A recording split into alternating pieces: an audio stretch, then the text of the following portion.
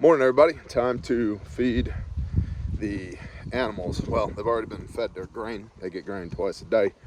We're going to put some hay out for them. Then we're going to talk a little bit about how to feed them in an SHTF world.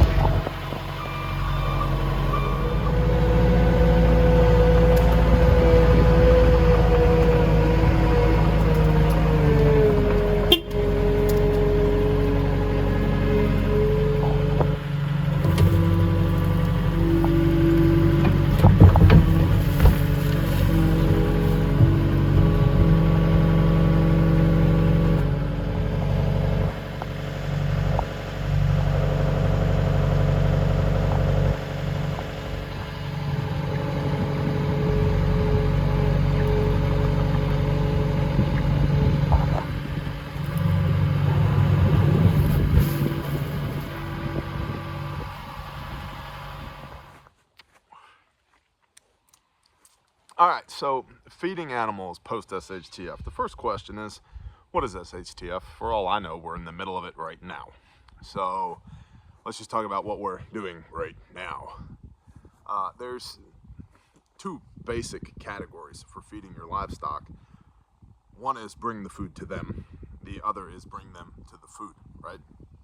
We have both of these things going on here. And so I guess the first category of bring the food to them. We feed grain-wise for our catodins, our hair sheep, which are a specific breed that is bred for meat production. They get to 120 to 140 pounds in a year, and they're delicious. They're made, they were bred for making meat, and you don't have to worry about shearing them because they're hair sheep. Their hair falls out in the spring when it gets warm, and it comes in the fall when it starts to get cooler. And so they have their own built-in wool jackets, but they don't keep them year-round, which is very cool. Downside of that is you don't get any fleece out of them, but I'm frankly not in a position to be shearing sheep and doing fleece things currently. So we like them because they're relatively low maintenance. They're also excellent browsers.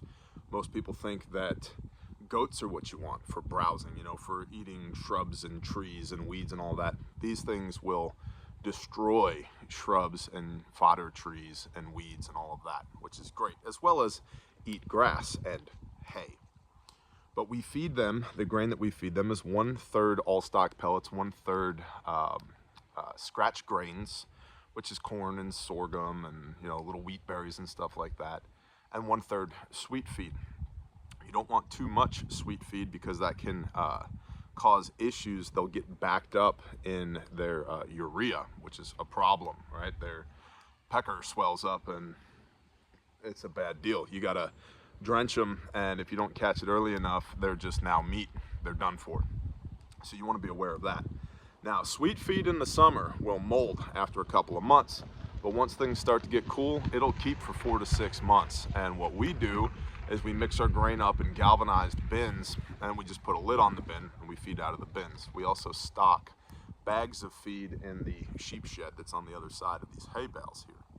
So we do carry grain for them as long as the system is operating to the point where we can get grain. We also, as you can see, have myriad hay bales.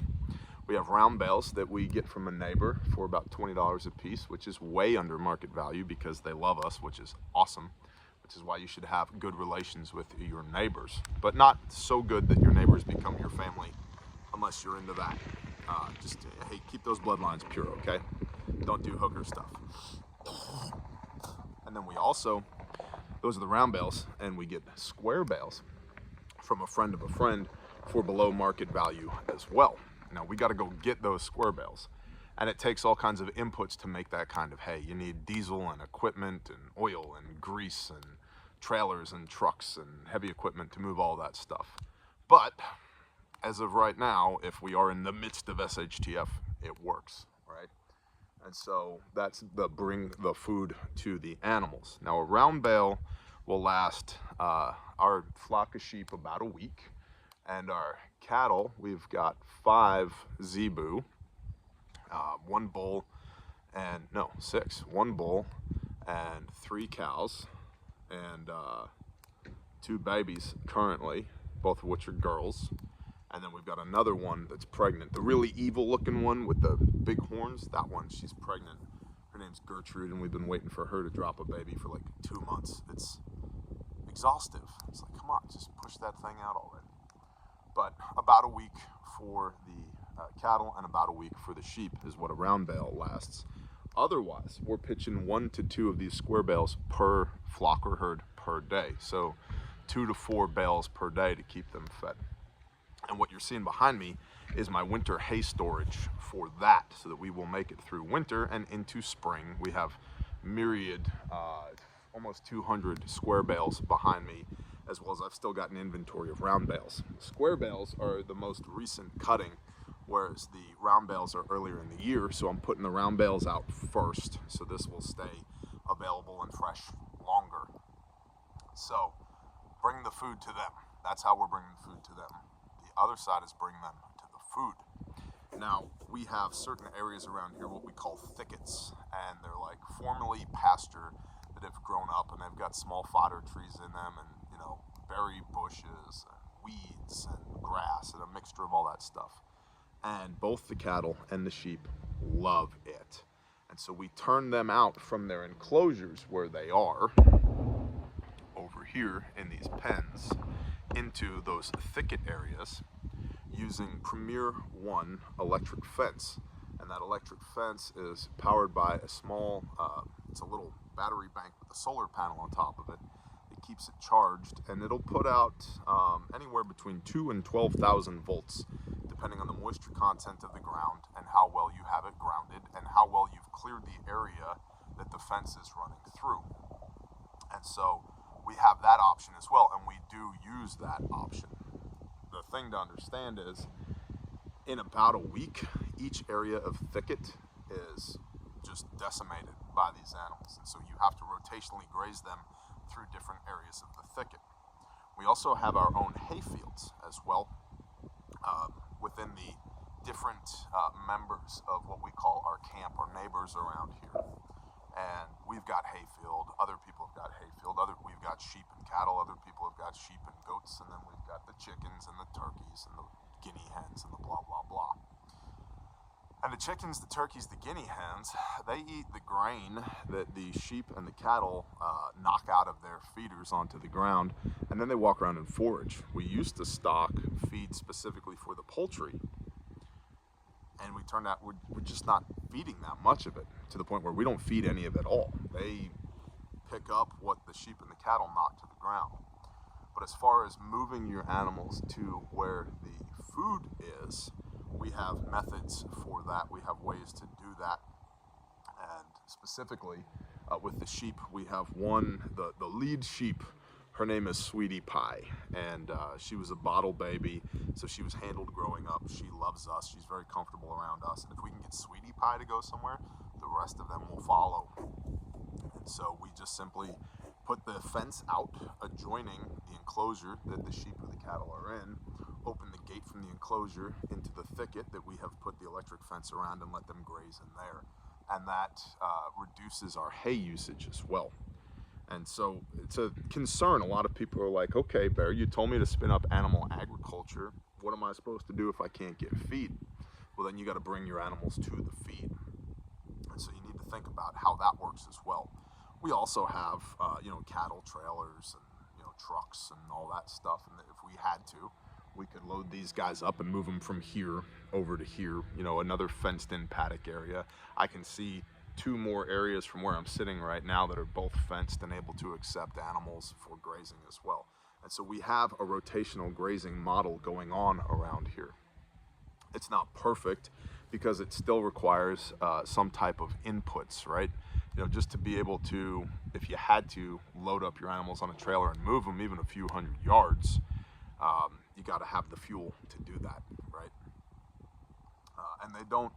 The sheep will follow us. The cattle are still kind of like, you might give me hay cubes, but I don't trust you, man. And I'm like, you might eat these hay cubes, alfalfa cubes out of my hand, but I don't really trust you either, especially that evil one with the horns, because she's evil.